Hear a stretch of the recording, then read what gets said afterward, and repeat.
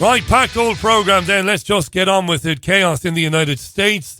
Ollie Barrett just told us in the news that Joe Biden is now favourite to win the election and become the next president. But the Trump campaign, as you probably know, has launched legal action to stop the count in more than one state, in several, in fact, saying, but not providing any evidence, apparently, that fraud and irregularities and fraud are happening, and we want to stop the count in several states. It's kind of funny, really. It doesn't matter to me. It matters to Trump supporters. I did say some time ago on this very programme that if I was the hidden hand, how could you be the hidden hand? If I was to be the hidden hand, I'd make Trump supporters think that he was being robbed. If I wanted to create chaos, if I wanted to create civil unrest and introduce, I don't know, measures to deal with that, I would basically make it look like Trump was robbed. I did say this a long time ago, but it doesn't really matter. Anyway, Gerald Celente on that and more. His take is always interesting. As far as the election goes, as far as the rest of it goes, I'm missing Kay Burley bad. I'm missing Kay. Kay's in DC covering results for Sky News, and I'm missing her. Which hair band sang that song? Don't know what you got till it's gone. Was it Cinderella? I think it might have been Cinderella. America, give us back our Kay. I must be missing her because I had a wet dream about Kay, featuring Kay last night. No nudity now. There was no nudity, just me and Kay reading the news. Kay in the dream handed over to me for the sport, and that was it. Krakatoa. Amazing. Anyway, where was I? Oh yeah, future Mrs. Allen rolled over and said, for feck's sake, are you dreaming about Kay again? Yes, I was. Kay is my hall pass. Every bloke should have a hall pass. One hall pass. Yeah. Right, you saw this. Very important. A retired nurse was arrested. This has been everywhere today after she took her 97-year-old mother from a care home before the lockdown began. Big story. Yelena Angeli, who's 73, took her 97-year-old mum out of her care home because she said the lack of face-to-face contact during the pandemic would be devastating for her senior mum. She wanted to care for her mum. Now, Yelena Angeli is a qualified nurse. I want her home with me. I look after her. But she was arrested, and the police returned the 97-year-old lady to her care home and then released Yelena Angeli without charge. All of this was filmed, by the way, by Leandra Ashton, the granddaughter, and Yelena's daughter. She filmed it. She used to be in Coronation Street. The granddaughter and the daughter were on Nick Ferrari on LBC this morning. This is very interesting. So we have a situation where so many people don't want to do this. You want to bring your mum home so you can look after her, and the state is not allowing it. Exactly. And I think what's really important, Nick, to highlight here, we are not alone. Like, there are thousands and thousands of families at the moment that are in this position under this guise of protecting and under this guise of saving lives. I find it sickening, because let's just be clear about something here. The number one killer still in the UK, according to the Office of National Statistics, is dementia. However, interestingly, that number is at its lowest in a 5-year average. And that is because we are pointing deaths to COVID. Yep. So this is the thing, we're getting so focused on COVID and deaths are being incorrectly attributed to that we're not focused on all these other issues that are as important, if not more important. I totally agree with you. Just to round off the story, just to go back to your mother, Leanne, you were aware you were breaking the law? Yeah, before she answers that was very good from Leandra Ashton, the former Corrie actress, very good. Dementia deaths and other deaths being renamed as COVID deaths. Everybody seems to be cottoning on to this fact now. Anyway, back to the mum, Yelena Angeli, the nurse. You knew you were breaking the law then. It wasn't intentional. It was just, I think, emotions were so high. Not really. Okay, that's fair. How would you say, again, it might be easier for Leandra, I don't know what yours, would you say the police, we know what happened, but what was their mood towards you, or towards you as the granddaughter, whichever? The police were as good as they possibly could be. It was a difficult situation for them to be in, and to be honest, they didn't want to arrest my mum, but they were being told by social services that this is what had to happen. So the only option they had, my mum said, the only way you're going to get my mother into that care home is if you arrest me. Right. So they did. And how was Grandma how was Mrs. Chipman subsequently taken back to them by the police? No, that she was driven back in our car by the police officer. Right. And I'm sorry, I don't think this is rude. Did she know what was going on, or was she left hugely confused by all of this? She was all right because of dementia.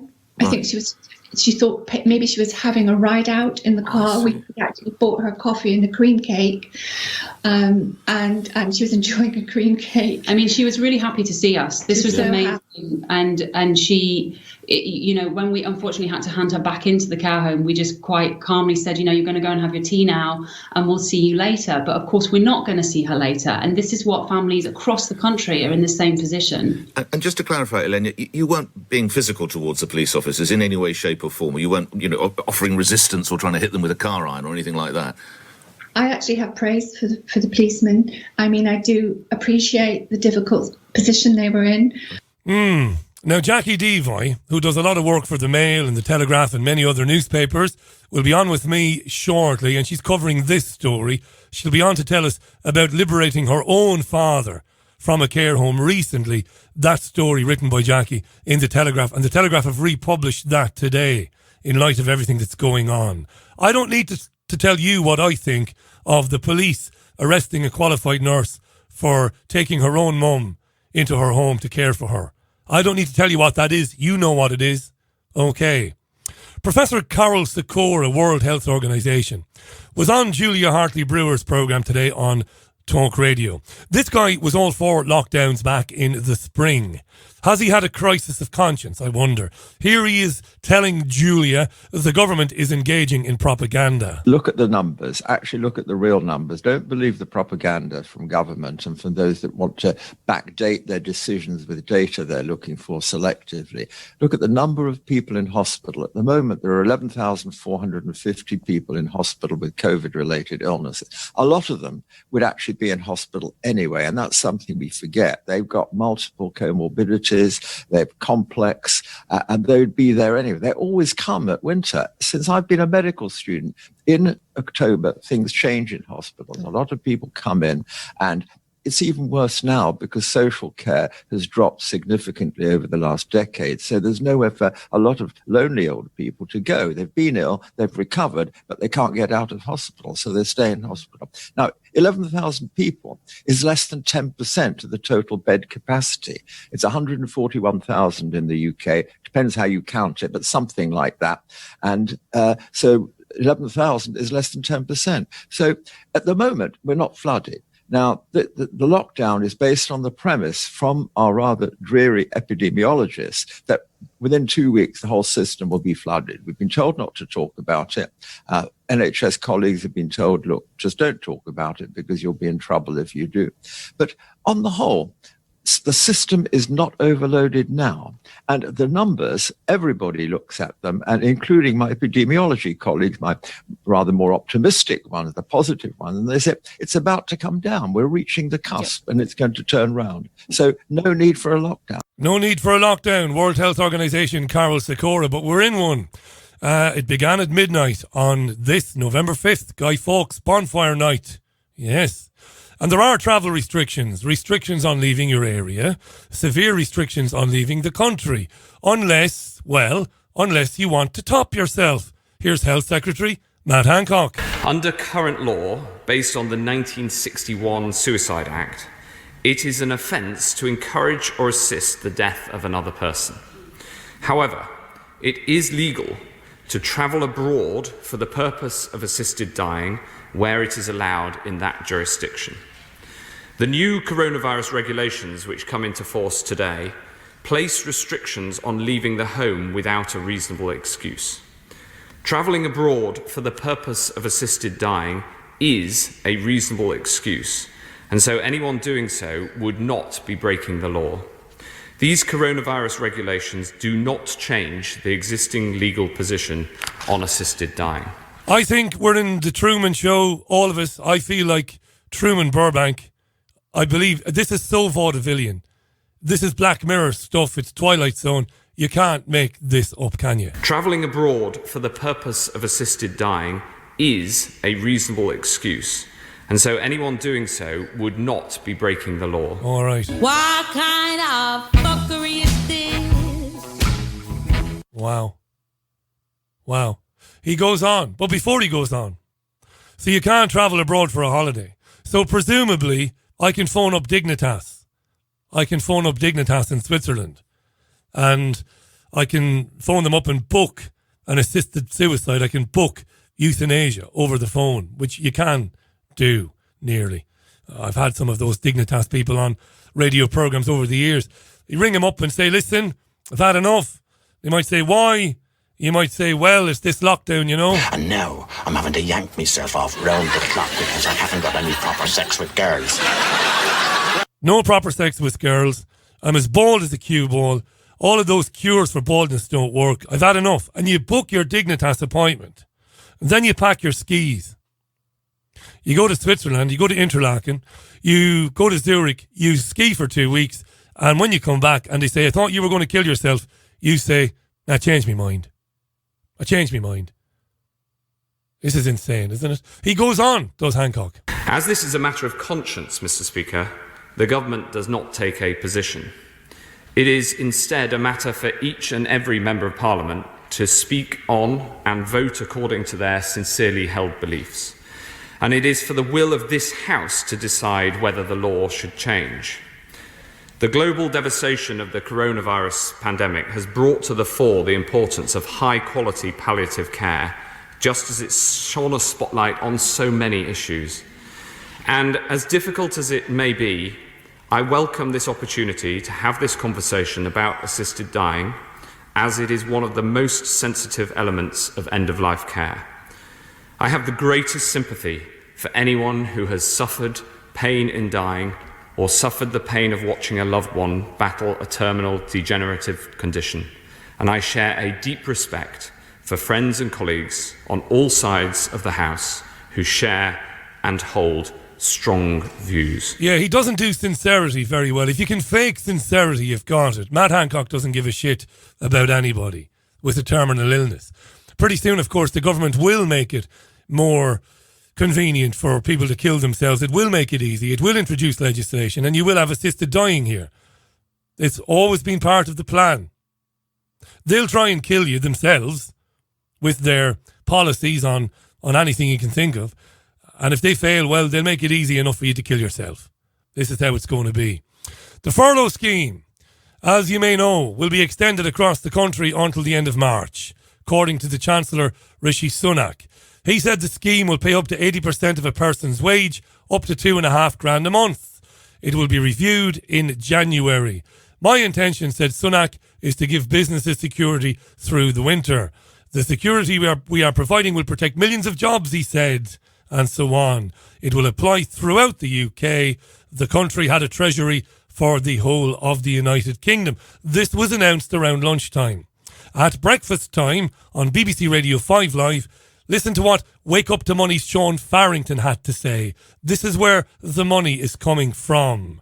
You need to know this stuff. Yeah, it's going to be a big day today for the support that is going to be put in place for the UK economy. That has started with the Bank of England this morning saying it's going to buy up another £150 billion of government bonds. This is, sort of all part of that quantitative easing that we've talked about so often. The idea of buying up bonds from the government is that effectively you're lending the government that money. So the government will have that money on its balance sheet to be able to do more things, and we're expecting to hear from Rishi Sunak a bit later. Bank of England also saying this morning it expects the economy to shrink by 11% this year. That's more than it's previously projected, and says that unemployment could be up near 7% by the end of next year. Yeah. The Bank of England is going to buy £150 billion of government bonds alone. Do you understand how that works?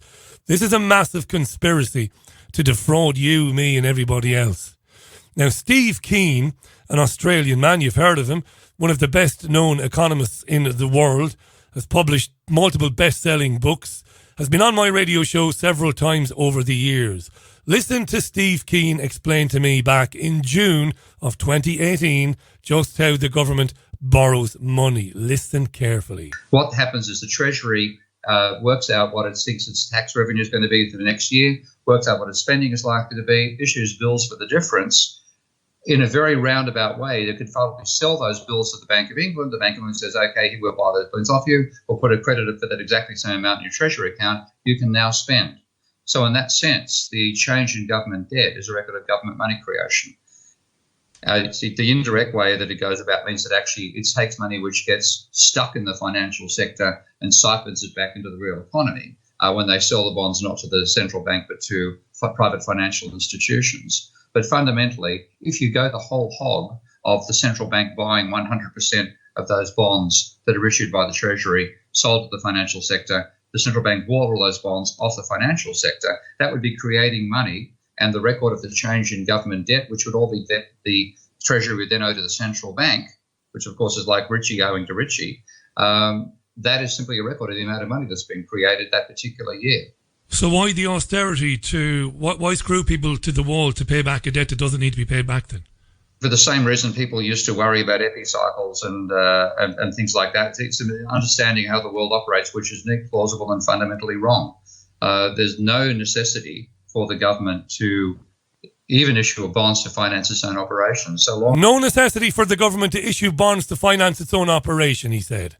So long as... Why should Richie borrow from the Bank of Richie? Why would you do that? The money issued by a central bank is accepted as money in its realm. And of course, people do and have to accept the pound when it's tended to buy anything anywhere in the UK. So what people have done is they've used an analogy about what it would be like if a household was spending more than it got back and apply that to an entire country. Now, that is completely the wrong frame of reference. It's like trying to understand the solar system by assuming Earth is the centre and the sun and the moon and stars revolve around us. It's going to be a neat, plausible and totally wrong theory of how the universe operates. The same story about saying the government is like a household. If it's like a household, where's your central bank? Yeah. Let me go all the wrong analogy. Let me go all conspiratorial on you then, just for the last 90 seconds or so, right? Because I love this. So the result of this lunacy then that we're talking about is the sale of everything of any real value to massive corporations and private interests. So you don't have to be Lieutenant Columbo to realise that this system is enforced by those who want to transfer real wealth, real assets into the hands of a tiny few. That is one way to interpret it, and it's not right. Once I'm not going to jump on it as a conspiracy theory. It doesn't make sense, but the conspiracy theory does make sense. It's a conspiracy theory that does make sense. Steve Keane, one of the world's leading economists, told me that on the radio back in 2018. And you are listening to news presenters and radio shows today around the UK saying the Bank of England is buying £150 billion worth of government bonds. Of course, that money will have to be paid back with interest, but the public at large, the vast majority of them, haven't a clue how the systems work. The money isn't real. It doesn't need to be paid back. It's the greatest conspiracy ever perpetrated, ever, anywhere. It's insane. This is the Richie Allen Radio Show, live from Salford. This is David Bowie. Thursday's programme at Chaos. The BBC reporting it's chaos in Pennsylvania and Philadelphia, particularly a tug of war, they're calling it. Temporary suspension of counting in Pennsylvania. In Philadelphia, I should say, as a court order there gave Donald Trump's campaign observers the right to stand within 6 feet of officials counting and reviewing ballots there. Absolute chaos. The news media is loving it. They're saying that Joe Biden is still favoured to win the presidency, although if Trump was to carry Pennsylvania, he'd be still in with a shout. It would give him a critical boost in electoral votes. You don't need to hear too much about my next guest. You know who he is. A brilliant writer, brilliant journalist, and the publisher of the Trends Journal. Go to trendsresearch.com, a weekly journal. He's been forecasting and predicting geopolitical trends and macroeconomic trends since I was a baby. He's an absolute genius. Let's welcome back to the programme my friend and your friend, the great Mr. Gerald Celente. Gerald, welcome back. It's chaos, we're being told, there in your country. It's a freak show. It's right in front of everybody's eyes. Yeah, the exceptionalism, exceptional frauds and freaks running the show. It's a disgrace. America, the land of the free? What a joke. You know, and you know me, I'm a political atheist. None of this stuff, you know, I didn't vote for either of them. I didn't vote. You didn't vote. I don't vote for lesser of two evils. The last person I voted for was Ron Paul. And so I'm not taking a stand on this as far as my hopes and beliefs. I'm looking at it as what it is. And it's an outright fraud in front of everybody's eyes. As you well know, because you get the Trends Journal, we were the only magazine to forecast what would happen. Yep. And it's fact. It's right there in black and white.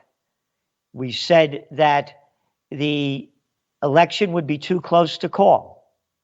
And this is while the polls the day before are saying that Biden has between a 9 and 10 point lead. I mention this because that's been the propaganda going on month after month, week after week. So people that would have voted for Trump, a lot of them say, why am I going to vote? This guy doesn't have a chance. And now you're seeing the ballots are up for grabs. And go back to 2016. We were the only magazine that said Trump would win. The only one you were. You were the only one, Gerald. The only one. I'm going to read it. This is what we wrote in August. Despite the general media / political consensus that he has no chance of winning, we contend Trump is an odds-on favorite at this time. That was in May of 2016. And then we went on to say that Trump would win again in August of 2016. We said that Trump, a proven reality show champion, will win the White House. It's there in black and white. And this is when all the polls were saying, no, he's not going to win. What you have in America, freedom of the press, grow up. It's not freedom of the press. It's freaks of the press. Prostitutes, media whores that get paid to put out by their corporate johns and their other whore masters. I shouldn't say corporate johns, corporate pimps to be proper. Pimps, yeah. And that's what's happened. This is a disgrace. It's not. This is going to the Supreme Court. And you look at, I'm not making this stuff up. You look at Wisconsin, Michigan, Pennsylvania, and you see the vote counts coming in. And Trump is leading slightly, and they're going up. All of a sudden, there's a straight line up. You can look at the charts. They're there for everybody to look at. Straight line up. All of a sudden, Biden gets like 150, 130,000 votes, 120,000 votes. And you know how many of those 130, 110, 100, whatever they were, 1,000 votes went to in each state that went for Biden, for Trump? Not one. Not one. What am I, 6 years old? All of a sudden, 160,000 votes, 130,000 votes are counted, and not one goes for Trump? The game is rigged, and I say this from a guy on the inside. I was the assistant to the Secretary of the New York State Senate as a young guy, and it was the worst job I ever had, to watch grown men grovel and suck up to get their way up. And I quit. I quit after one session. I wouldn't work like this. Yeah. I won't. That's not who I am.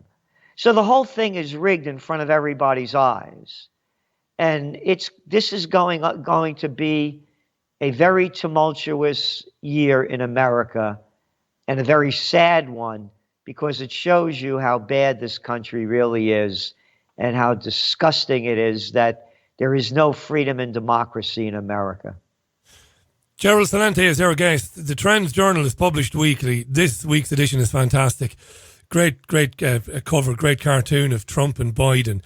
When he says he's called it, he has called it. It's there in black and white. I was going to bring it up anyway, that we would be here now. You know me. We've butted heads only once or twice over the years. I like a good conspiracy. If I wanted chaos, if I was pulling the strings, if I was an eliteist and I had power, and I wanted martial law, Gerald, if I wanted chaos and violence, I would try to orchestrate what we are witnessing now. Chaos that looks like Trump is being stiffed, and maybe he is being stiffed. Maybe you're absolutely right. I bow to your superior knowledge. If I wanted carnage, this is how I would maneuver things. Is it being maneuvered for chaos? No, not for that. Not for that reason. It's being maneuvered because the other political gang wants power. And again, these are murderers and thieves. Yeah. You look at today's New York Times. There's a story about what's going on in Iraq and how the protests are going on and on. Look what America and that other slime ball over there, who the media loves, Tony Blair, lied their nations into war to destroy Iraq, a country that did nothing to anybody in the UK or the United States, under the lies that he had weapons of mass destruction and ties to Al-Qaeda. And both parties, the Republicans and Democrats, and that Joe Biden was a big champion of it, voted for the Iraq War, destroyed an entire nation, killed over 1 million people, and made hell on earth for all these people. So when I call them murderers, Barack Obama, the Nobel Peace of Crap Prize winner, that guy Gaddafi, I want him out of there. If he was Italian, American, and he wanted Gaddafi out of here, the way the media, as an Italian American, this is the only one they can do it to, it would have been, hey, I want that guy Gaddafi out of there. Yeah. Oh, but you can't do it when a black guy does it. You can't say, hey, man, let's get that guy out of there. No, you can't do it like that. Then you're racist. But you could do it against the Italians anytime you want. You could have the Sopranos. You could have the Goodfellas. Hey, we talk like this. We're really stupid.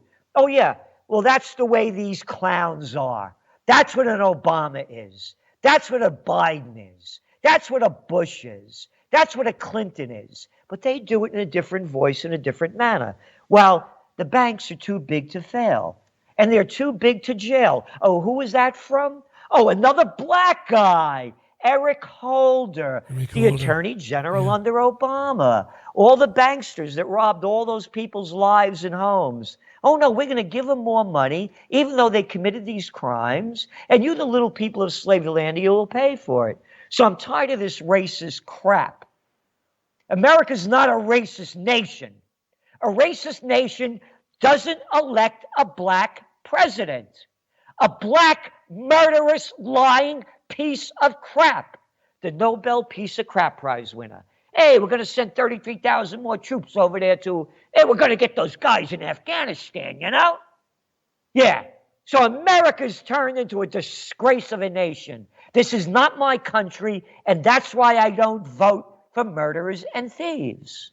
You've been talking for years about culture wars, the coming culture wars and race wars. So you knew this was coming. You knew we were going to be here. Yeah. Last night up in Kingston, Antifa and Black Lives Matter were protesting up here. When I had a 4th of July rally to unite for peace and restore freedom on the 4th of July, you should see the crap I got for that, for holding a rally while the virus is going on. And I invited the people from Black Lives Matter to come, but they wouldn't come. You know why? Because I host an hour on InfoWars. They forget that I host an hour on Progressive Radio Network. Course. Yeah. That doesn't count. And I had Judge Napolitano, who's a judge, to talk about the loss of our freedoms and our robbing of our constitutional Bill of Rights. And they didn't come because he's on Fox. Guilt by association, eh? Yeah. Yeah. These are the people that are telling me what to do. What are you kidding me? Come over here and try to make me do it, is what I call them all out. Come over here and stop me. And nobody showed up. They're cowards. They're only tough when they're in crowds. Yeah, we used to be, there was a time, and it isn't that long ago, where our opponents would be happy to speak to us and to join us on programs, so long as they were treated properly and they had their say. I used to speak to a rabid Zionist called David Rubin from Tel Aviv, a nice guy, but I completely disagree with him. And he used to come on and we'd butt heads about, Israel and Palestine. Now those guys won't come anywhere near guys like me or guys like you. Now it's label somebody anti-Semitic, swear at them on Twitter and avoid the debate, avoid the conversation. And this is where we are. And do you think what we're witnessing now in the United States today is actually teaching children? It's giving children a lesson that... No, the kids are growing up in more fear and stupidity and brainwashing. That's what I meant. It's actually teaching them that this is the right way. The right way is to scream at those you disagree with or punch them. Yeah, this is it. Yeah. Oh, yeah. And again, I see little kids, with masks on. Yeah. And you look at the data, the recovery rate of people, this is from the Centers for Disease Control and Prevention, 1 to 20 years old, the recovery rate is 99.997%. You ever get sick in your life before? Yeah. I've been in bed for weeks with flus and colds and other sicknesses. So now they have all these little kids in fear, and again, they're in total control. It's so sad what's happened in this country. I had a guy that was going to do a video on me, and I spent 3 hours. They wanted to do a documentary, and he wrote back, "We've been asking for it. I've been thinking and talking about this, and we've decided not to move forward with licensing the footage at this time. For me, this is mainly due to differing political opinions and thoughts of footage we shot being used to further an agenda we may not have control over." That is incredible. This little piece of crap, I'm going after this guy. His name's going to be all over there. I'm just waiting a little bit. I just got this 20 minutes before this interview. This little piece of gutless crap. I don't have a political opinion, you little moron.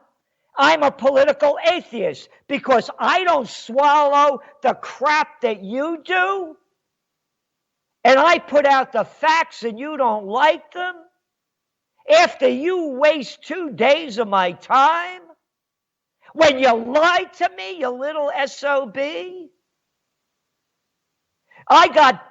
They have blackballed me on LinkedIn, some of the information we put up. You go to Trends Journal and you look at the cover where we have toilet bowls above a guy's head with funnels going into it. You know that one? I do, yeah. And it says brainwashed with crap. And we have BBC, Time, Fox, CNN, all of them. Great cover. You know what? That was harassment and bullying, so they took it down. All right.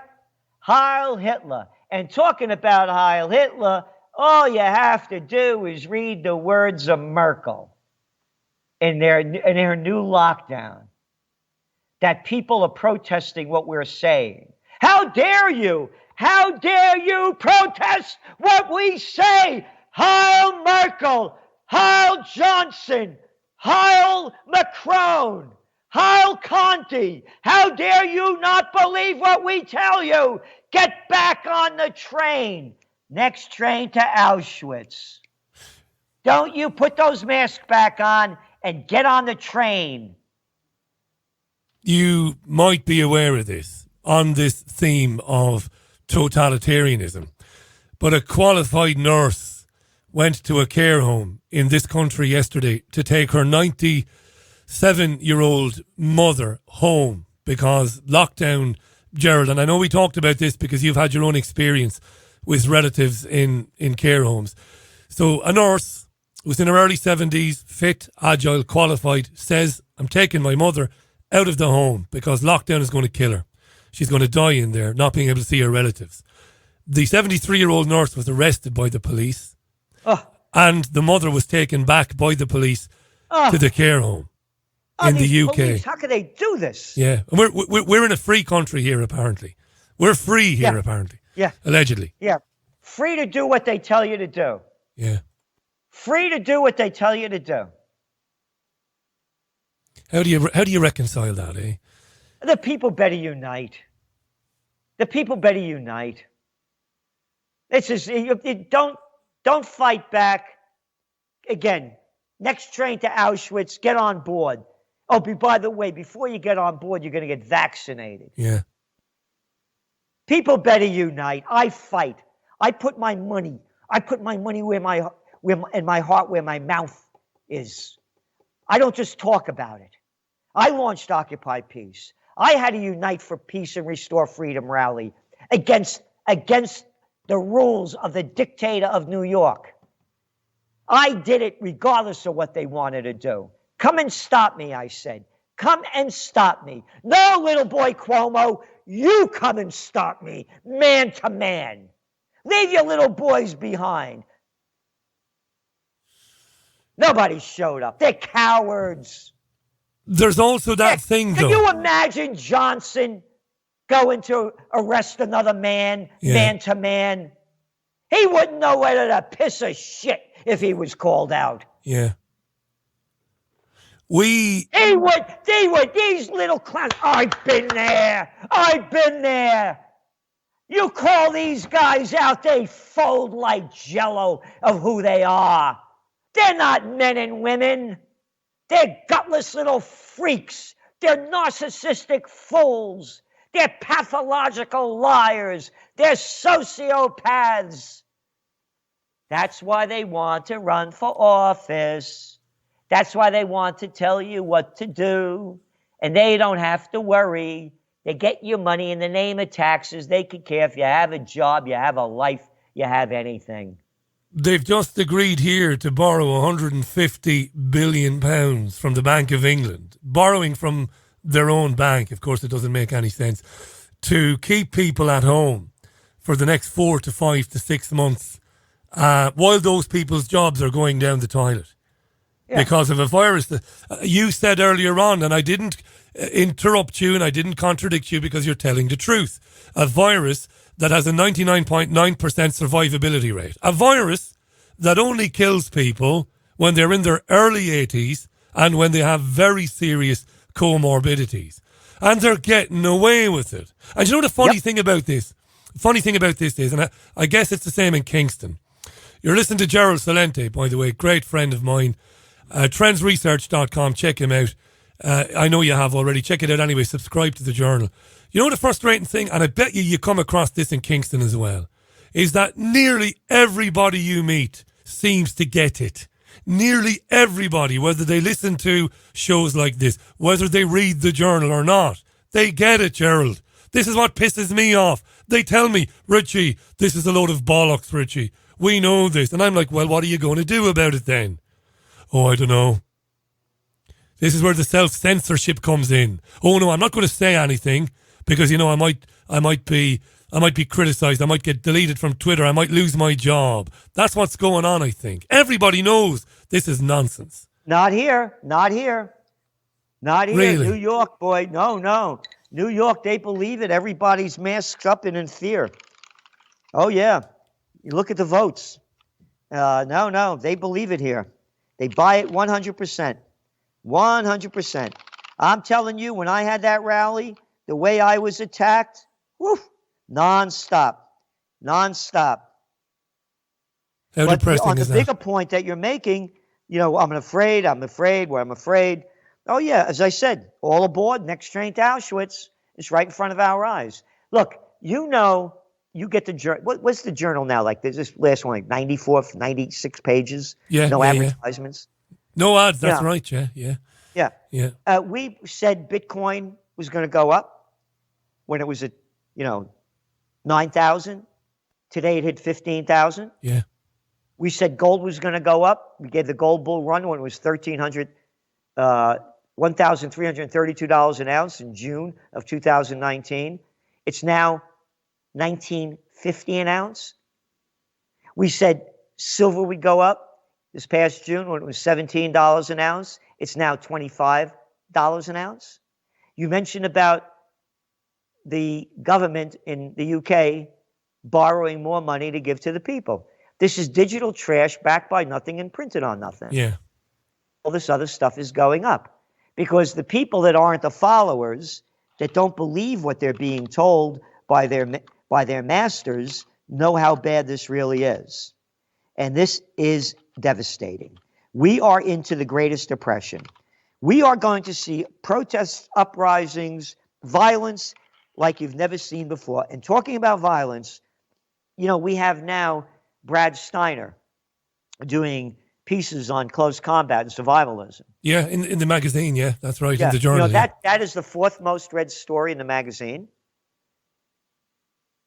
And, you know, I used to have my own school. I taught close combat for many years. Yeah, that's right. And my teacher was the student of Bradley Steiner.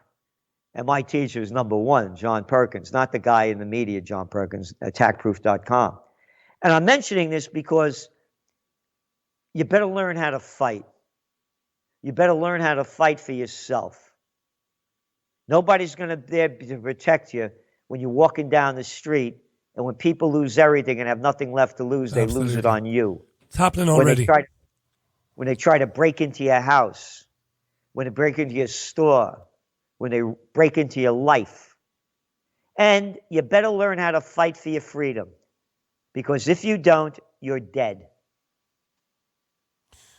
You know, you talked to me before about close personal combat. It was some years ago. And you'll forgive me. You know how much I love the journal, how much I love speaking with you. He's been speaking for years. Afterwards, I thought, Gerald is, I'm not sure about that. And I think my better half said to me, and she loves you, loves listening to you. She said, Gerald is on. He was rocking and rolling there. She said, I'm not sure about that. But you're right. You're absolutely right. And we're seeing it already in Manchester, in Greater Manchester. We're already seeing petty crime on the increase. And violence will inevitably follow that. And I don't think there's anything wrong with you or anybody else suggesting that people learn to take care of themselves. You're not suggesting that they go around smacking people in the face. You're saying to people, be clever. You know, it's going to be so bad for people that people who might never have entertained the idea of robbing somebody or breaking into something, but if they're starving and they're facing eviction, you better believe it'll drive people to do things they might never have considered. And it's not That's a bad right. idea to look after yourself. I agree with you. It's a terrible thing not to look after yourself. Yeah. They taught us not to fight. They taught us not to how to protect ourselves. It's part of the whole brainwashing thing. When you go to school, they brainwash you about, look, do you teach a squirrel how to fight, birds how to fight, zebras or lions or tigers or elephants or dogs how to fight? What, do they got to go to school to learn how to fight? I mean, come on, they got to protect yourself. This is what the world is. Yeah. And they're telling you shouldn't protect yourself? Oh, no, there's a no bullying zone. You know, girl, get the hell out of my life. That's right. Oh, we're back to self-censorship again. A lot of tweets on this, understandably. Gerald is on Twitter, at Gerald Celente. And these are serious topics, but this is a very funny man. And Trends in the News is hilarious at times. It's great stuff, Gerald. It really is. Trendsresearch.com. Before you go back to work, I know you'll be doing a lot of these and you'll have other things going on this afternoon. I ask this every time. It is absolute garbage. It's crap. It's hard to watch this and stay rational and stay good-humoured and good-natured. But give us a bit of optimism. Will humanity find itself? The only optimism is in yourself. Look, in yourself. If you ever came to my place, I have in my office, people think it's a florist shop when they walk by. Do they? Yeah, I have just in my office, I have about 110 plants. And I take care of them all. Yeah. And I surround myself with beautiful art, and I eat well every day. I have a garden. I try to cook as much as I can for myself. And I work out virtually every day to stay in shape. So you get in the best shape you can, spiritually, emotionally, and physically.